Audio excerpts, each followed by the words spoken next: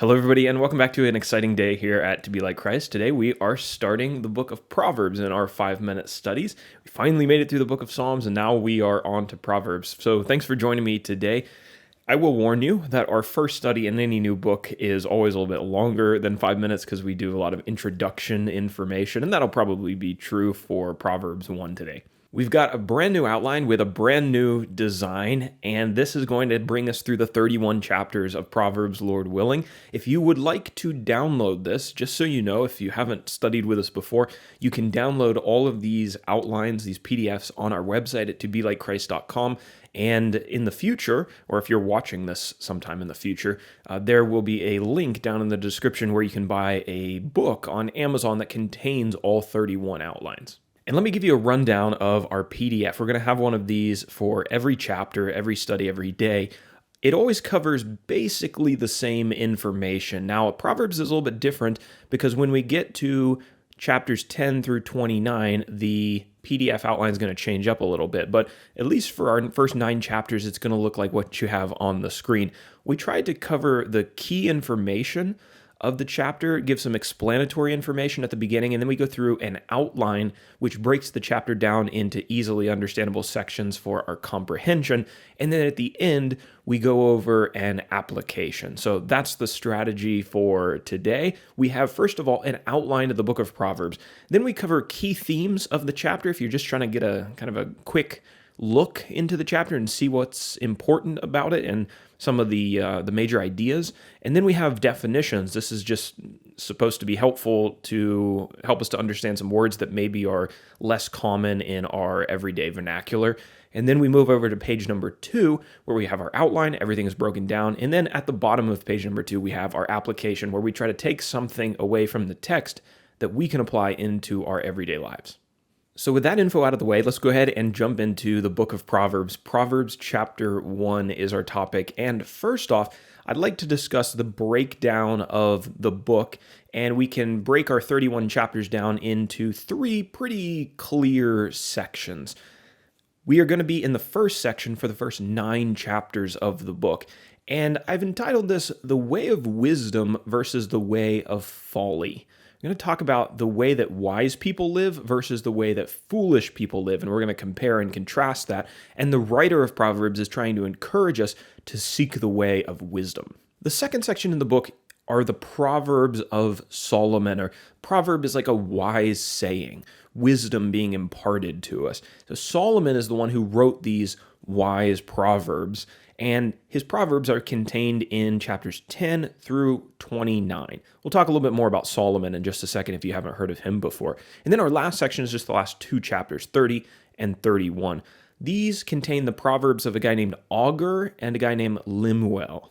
Now let's talk about our key themes for Proverbs 1 specifically. First of all, we have an introduction to the book of Proverbs in the opening of this chapter, and an introduction to the virtue of wisdom.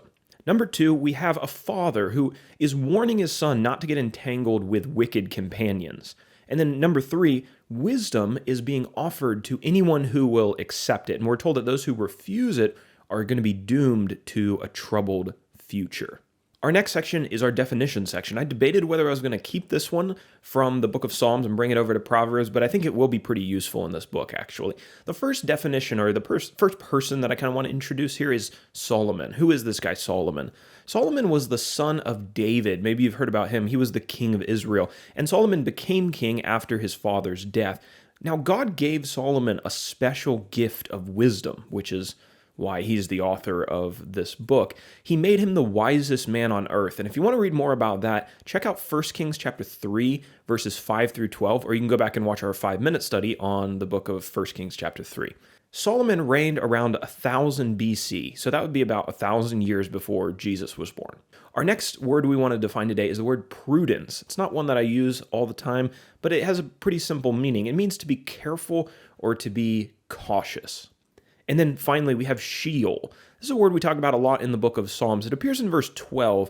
Sheol is the place of the dead, or the grave. It can sometimes be used to refer to dark and unknown places, like places underground. All right, so that's page number 1. Now we're finally ready to dive into the text of Proverbs 1, and that's on page number 2 of our PDF. The chapter breaks down pretty nicely into three sections, and the first one is verses 1 through 7, which I've entitled An Introduction to Proverbs. The opening of the book informs the reader that they're about to encounter the Proverbs of Solomon, or the wisdom of Solomon.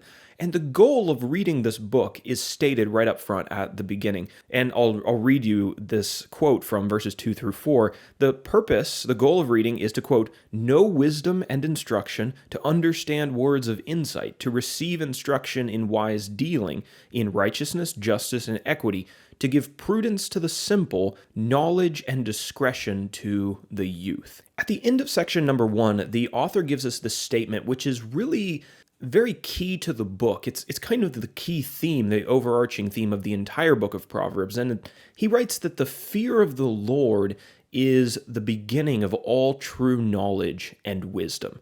And that's where we need to start, is fearing the Lord. Now, what exactly does that mean? We need to walk around terrified of God all the time? No, in the Bible, the fear of the Lord is referring to reverence for God, holding God in the respect that he deserves, or being so great.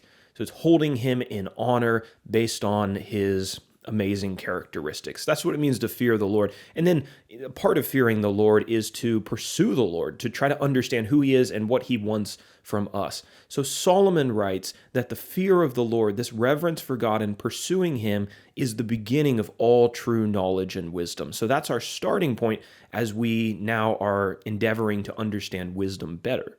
Okay, so that's section number 1. Now, section number 2, verses 8 through 19. A wise man rejects the invitation of scoundrels. That's our title for section 2. The author portrays himself as a father who is imparting wisdom to his son, and he warns his son not to become entangled with bad influences who are going to encourage him to live a sinful life. He puts forward this hypothetical situation in which evil men try to invite his son to essentially take part in their gang. They say that, they invite him to become part of their group so that they can rob innocent people. And then they say, and then we'll split the money between us. And this is how we're going to make money, is by robbing innocent, helpless people, and we'll get rich. The father warns his son that a wise man would not take part in their evil, because eventually their evil is going to come back on their own heads. He writes this, quote, these men lie in wait for their own blood. They set an ambush for their own lives. A wise man isn't going to keep company with scoundrels like this. So that's section number 2. It's about the company that a wise man keeps. Section number 3 now I've entitled, Lady Wisdom Cries Out in the Streets. This is verses 20 through 33. The virtue of wisdom is personified in this section as a woman who's standing in the city streets, and she's calling out to anyone who will leave behind their foolishness and will embrace the gift of wisdom that she's ready to impart. Many people refused to listen to her. She held out wisdom to them, but they refused to take it from her because they loved being simple fools. And in Proverbs here, we see the term simple being used in a derogatory way. These are people who don't want to think, don't want to stretch themselves to grow and to mature. Simple is a foolishness. They love the base things of the world. She knew that their refusal to take wisdom from her would lead to their calamity. Their foolishness would lead them down all kinds of paths of distress and pain and anguish and anxiety in the future. Their future was bleak because they, quote, hated knowledge and did not choose the fear or the reverence of the Lord. So in contrast to these people who refused wisdom, those who heeded the advice and the counsel of Lady Wisdom were going to be able to avoid the dread of future disaster, and they would lead lives of ease. So that is our outline for Proverbs chapter 1. That's the way that we break our chapters down every single day. And just so you know, if you're maybe interested in studying some of the books in the Bible that come before Proverbs, we have studies now from Genesis to, I think, 2nd Chronicles. We've also done the book of Psalms, and now we're launching into Proverbs. So all those resources are already out there on our website if you'd like to take advantage for those, and they have outlines just like this chapter. Our goal is to make one of these videos and these outlines for every single chapter of the Bible, and right now we're about halfway through, a little over halfway through. So that's the ambition, and Lord willing, we'll finish that up, I'm hoping, by the end of 2025, but we'll see.